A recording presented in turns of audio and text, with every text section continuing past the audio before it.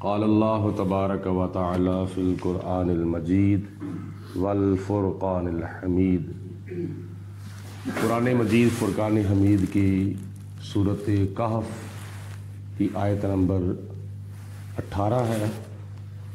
اس سے پہلے جیسا کہ آپ نے اصحاب کہف کے واقعہ کا کچھ حصہ کل سماعت فرمایا تھا، تو جب اللہ کے وہ نوجوان ولی جو کہ اپنا ایمان بچانے کے لیے غار کے اندر جا کر پناہ لے لیتے ہیں اور اللہ تعالیٰ ان کے اوپر نیند طاری فرما دیتا ہے، وَتَحْسَبُهُمْ أَيْقَاظًا۔ اے مخاطب، اے قرآن سننے والے، اے قرآن پڑھنے والے، اگر تو دیکھے ان کو، بالفرض اگر تو ان کو دیکھے تو ان کی آنکھیں کھلی ہوئی ہیں لیکن وہ سو رہے ہیں، اور تو ان کو جاگتا ہوا تصور کرے گا، کیونکہ بعض اوقات ایسا ہوتا ہے کہ بندہ سویا ہوتا ہے اور اس کی آنکھیں جو ہیں وہ کھلی ہوتی ہیں۔ نیند جو ہے وہ آنکھوں کا بند کر لینا نام نہیں ہے۔ کبھی کبھی ایسا بھی ہوتا ہے کہ آنکھیں بند کر کے بندہ سویا ہوتا ہے، اور کبھی کبھی ایسا ہوتا ہے کہ آنکھیں کھلی ہوتی ہیں اور بندہ سویا ہوتا ہے۔ دونوں حالتوں میں بندے کے اوپر نیند جو ہے وہ طاری ہو جاتی ہے۔ تو خدا فرماتا ہے وَهُمْ رُقُودٌ، اور وہ سوئے ہوئے ہیں لیکن تم ان کو جاگتے ہوئے تصور کرو۔ وَنُقَلِّبُهُمْ ذَاتَ الْيَمِينِ وَذَاتَ الشِّمَالِ، ہم ان کی کروٹیں بدلتے ہیں۔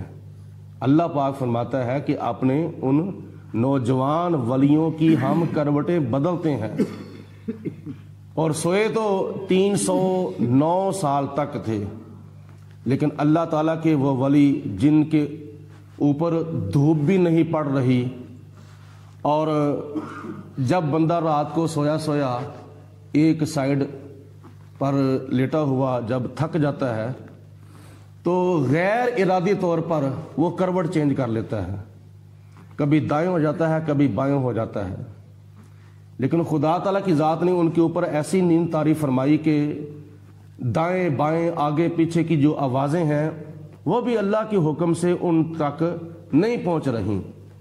تو اللہ فرماتا ہے کہ ہم خود وَنُقَلِّبُهُمْ ذَاتَ الْيَمِينِ وَذَاتَ الشِّمَالِ، ہم ان کی خود کروٹیں بدلتے ہیں۔ ذات الیمین کبھی دائیں طرف کر دیتے ہیں، وذات الشمال کبھی بائیں طرف کر دیتے ہیں۔ وَقَلْبُهُمْ بَاسِطٌ ذِرَاعَيْهِ بِالْوَسِيدِ، اور ان کا جو کتا تھا وہ اپنی کلائیاں پھیلائے ہوئے غار کے آگے بیٹھا ہوا ہے۔ وہ خود تقریباً 7 کی تعداد تھی اور 8واں ان کا کتا تھا۔ تو یہ اللہ تعالیٰ کی قدرت کی نشانیوں میں سے نشانی ہے۔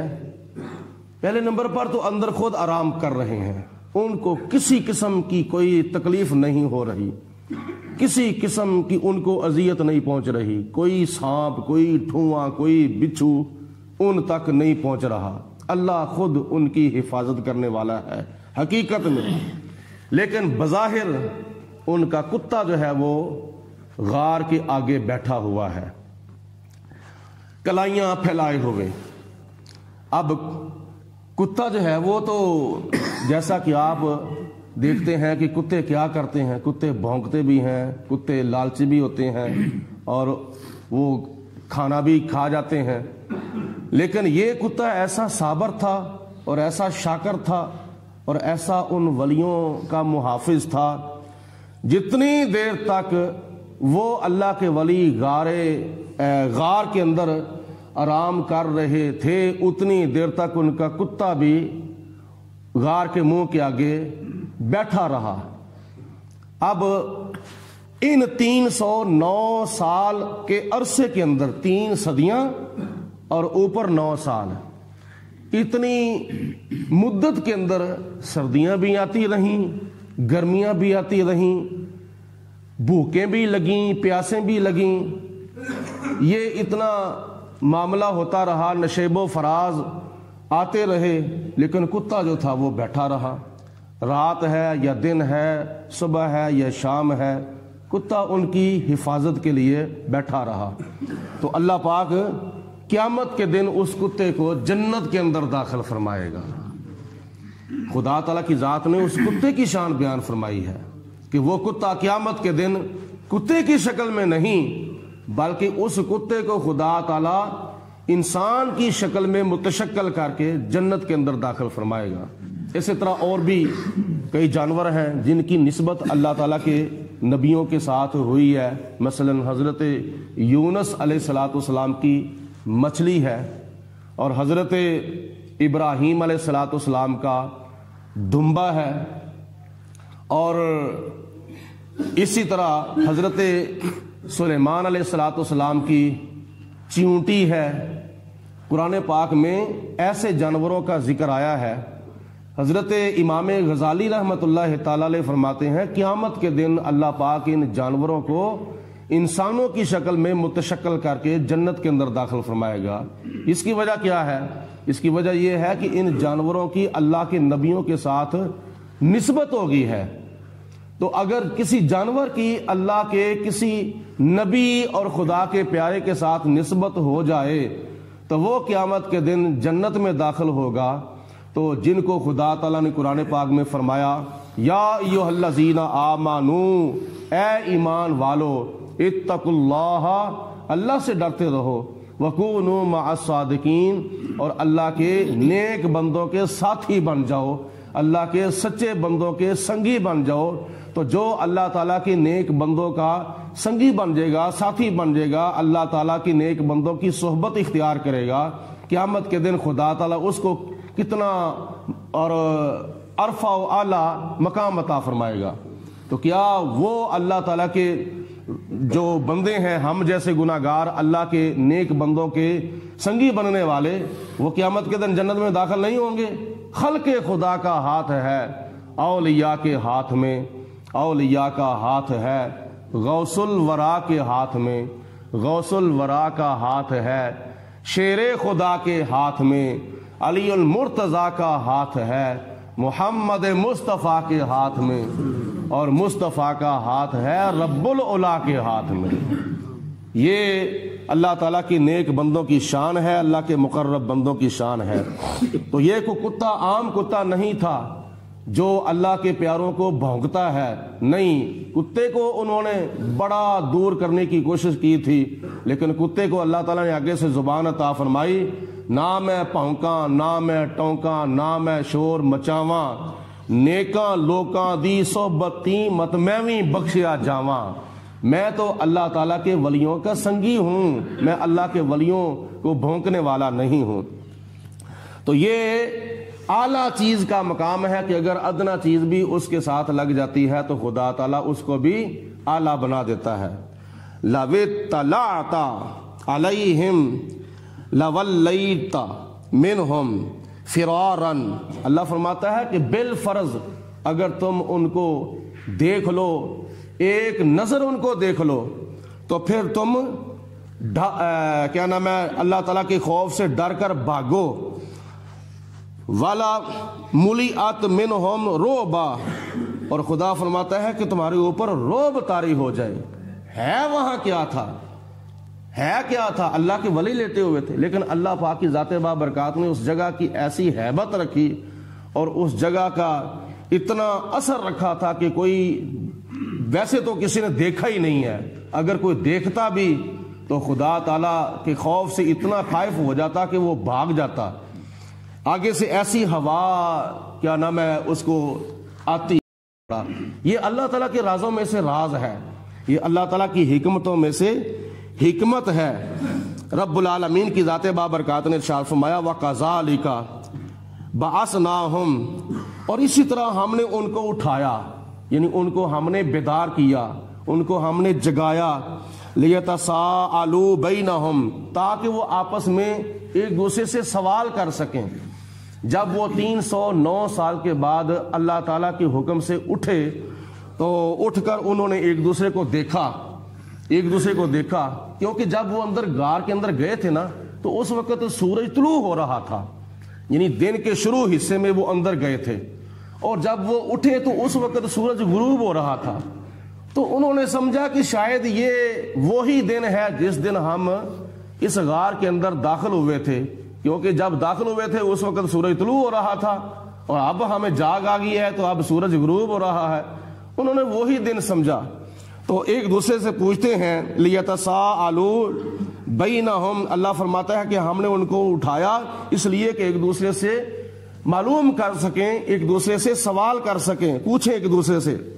قال قائل منہم کم لبثتم، ان میں سے ایک کہنے والے نے کہا، قال قائل منہم، ان میں سے ایک کہنے والے نے کہا، کم لبثتم، اور تم یہاں کتنا عرصہ ٹھہرے ہو، کتنا عرصہ تم سوئے ہو، کتنے دن، کتنے مہینے، کتنے سال یہاں تم سوئے ہو۔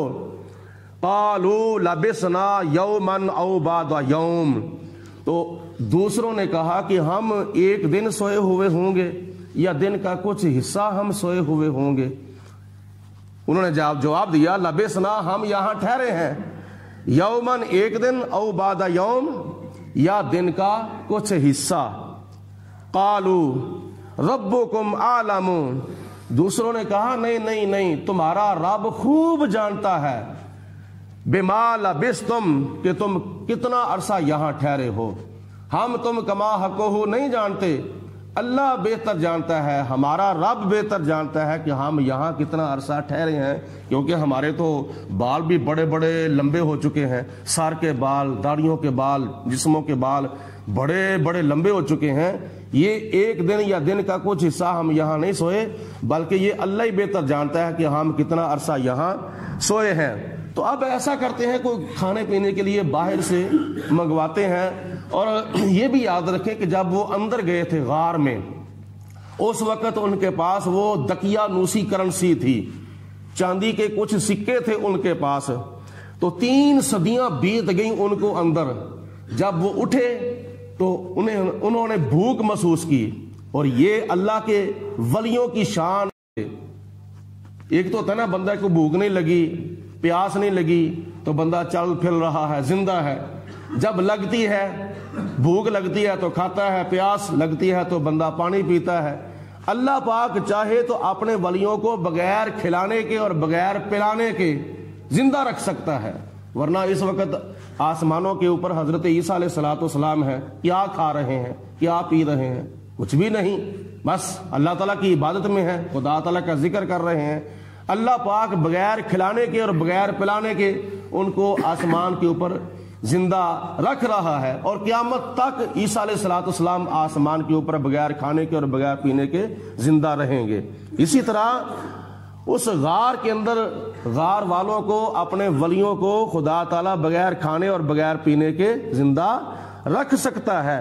تو جب وہ بیدار ہوئے، انہوں نے بھوک محسوس کی، انہوں نے پیاس محسوس کی، تو آپس میں مشورہ کیا کہ کسی کو بھیجو جا کے کھانا لے کے آئے۔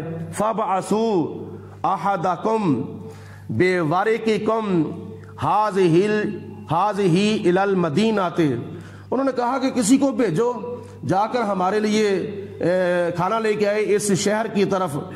فَلْيَنْظُرْ أَيُّهَا أَزْكَىٰ طَعَامًا، اور وہ جا کر دیکھے کہ کون سا کھانا ہمارے لیے پاکیزہ ہے، کون سا کھانا ہمارے لیے حلال ہے، کیونکہ ممکن ہے کہ وہاں حرام کھانے بھی ہوں۔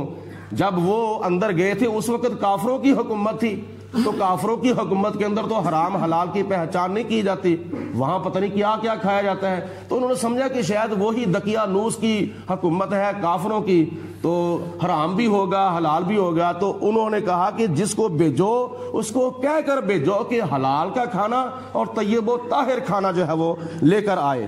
فَلْيَأْتِكُمْ بِرِزْقٍ مِّنْهُ، کون سا کھانا جو ہے وہ ان کے اندر عمدہ ہے اور فائدہ مند اور پاکیزہ اور طیب و طاہر ہے۔ وَلْيَتَلَطَّفْ، اور اس کو چاہیے کہ آتے جاتے وقت نرمی کرے، کسی کے ساتھ تلخ کلامی نہ کرے، کسی کے ساتھ ایسا ویسا معاملہ نہ کرے جیسا ہوتا تھا۔ اور ایک میں آپ کو دلچسپ بات یہاں یہ بھی بتاؤں، یہ جو جملہ ہے نا وَلْيَتَلَطَّفْ، چاہیے کہ وہ نرمی کرے، یہ پورے قرآن پاک کے سنٹر کے اندر یہ جملہ ہے۔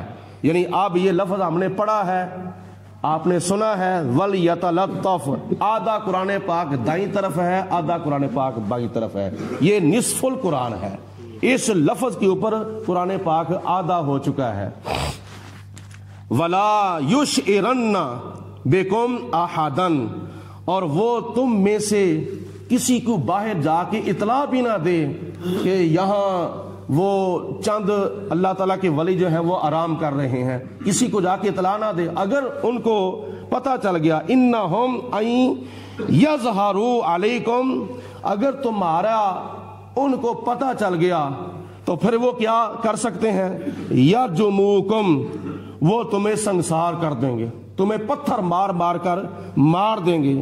او یعیدوکم فی ملتہم، یا وہ تمہیں اپنے دین کے اندر زبردستی لے آئیں گے۔ ولن تفلحوا اذا ابدا، اگر ایسا معاملہ ہو گیا تو پھر تم کبھی کامیاب نہیں ہو سکتے۔ تو یہ کہہ کر انہوں نے اپنے ایک آدمی کو باہر بھیجا شہر کی طرف کھانا لینے کے لیے۔ تو اللہ پاک کی ذات بابرکات نے ان کے واقعات میں سے یہاں تک کچھ پہلو بیان فرمائے ہیں۔ اگلا واقعہ انشاءاللہ تعالی